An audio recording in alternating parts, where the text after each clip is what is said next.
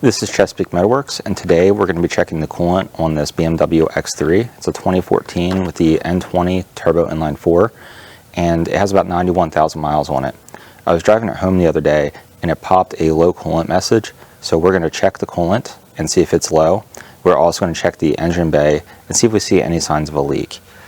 Now I'm going to be using this Pentafrost NF coolant that I ordered off of Amazon as fill. It's roughly equivalent as the OE coolant. We're also going to be using this UV dye so that we can try to track any leaks, because at least on the surface it looks fine underneath of here. I've also looked at this Peak, which you can get at Walmart. This stuff is not quite as good as the Pentafrost from what I can tell, but it is very similar and should be compatible. Finally, if you're using the Pentafrost, which is not pre-mixed, you're going to want to get distilled water so that it doesn't have any minerals or contaminants inside of it, so that we can top this off. With that, let's go ahead and pop the hood and we're going to check the coolant level. With the hood open, you can see the expansion tank or the coolant reservoir is right here. It's this ball. It's pretty easy to check. You just open it and make sure you do this with the car cool, or else there'll be pressure in it and you run the risk of having scalding hot coolant come at your face, so make sure it is cooled down. With it open, there's an indicator inside that will say min and max. The min, the actual word, should be covered in coolant, and the max should be left open.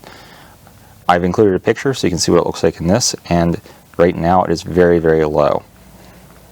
So all we have to do is add coolant. It should be appropriately mixed, but I'll just kind of add it in an approximate manner. So we're going to use the Pentafrost NF, and we're also going to add the UV dye at the same time. So this, apparently about half a bottle will more than do it, and this will light up under a UV light. So we're just going to add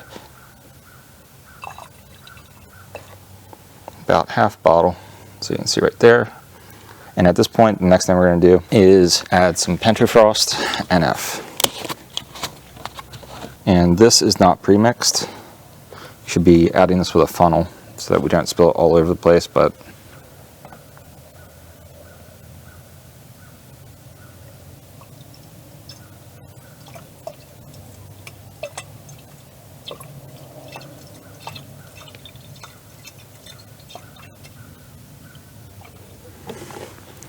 try those David Freiberger oil pouring skills out. So now we're going to top this off with distilled water, which I'm definitely going to spill, but that doesn't matter.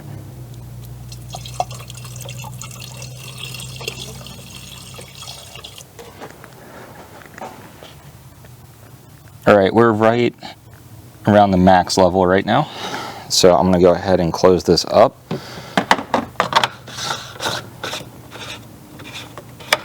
Alright, we're going to take this thing out for a spin, get up temperature, and just see if everything's all good. So as you can tell, we have 91,708 miles on this. We're going to ignore the TPMS sensors for right now. And I'm going to go pick up a pizza. I'm back with my pizza, and you can see we've added some miles, and it's up to temperature. So I'm going to eat, let it cool down. It builds more pressure as it sits. And then we're going to come back out with the black light, and then we're going to see if there's any indication of coolant leak. Right now it hasn't popped a message or anything like that. But you can see over here we've got the low tire message, but the low coolant message should be gone.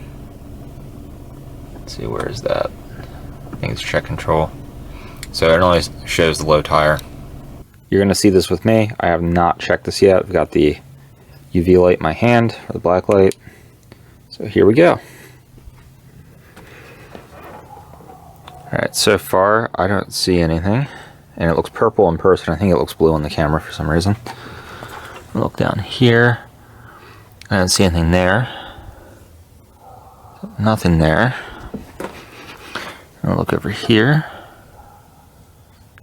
You can see that's just a label on the fan. So far nothing, and like I said, I think if it was leaking down on this pan, this belly pan, we'd see it. So I don't see anything.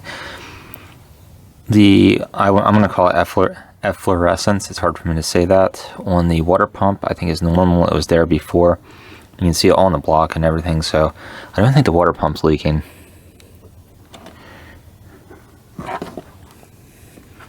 I will say when I backed out of the driveway, there was nothing underneath the car. So there's no marks on the driveway or anything like that. Okay, that's just another label on the, I think it's the AC line. That's not even a coolant hose. So from what I can tell, I don't see anything leaking. Now, I can try to open this cap and see if this is cooled down. There's not a lot of pressure in there, so I'll show you what happens if you try to open this. So you should hear it hiss once I start to open this thing. We're going to do it very carefully. Alright, so that is releasing the pressure inside the expansion tank.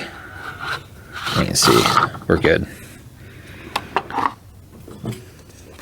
Alright, and you can see how bright that is. When we go inside, you can see how bright that is. And we're above max right now because it's warm. But that's what the UV dye in the coolant looks like. So we can 100% tell the dye is lighting up. And we don't see anything in the engine bay. So I'm going to chalk this up to what everyone else says, which is for some reason these X3s seem to consume coolant. I don't know why. I will leave links in the description for everything I've used. Hopefully you found this helpful. I know we didn't find anything eventful in this vehicle, but this is the best way to approach trying to diagnose these kind of problems. Like I said, I will continue to drive this and I will report back if there's any kind of problems, but I really don't expect there to be.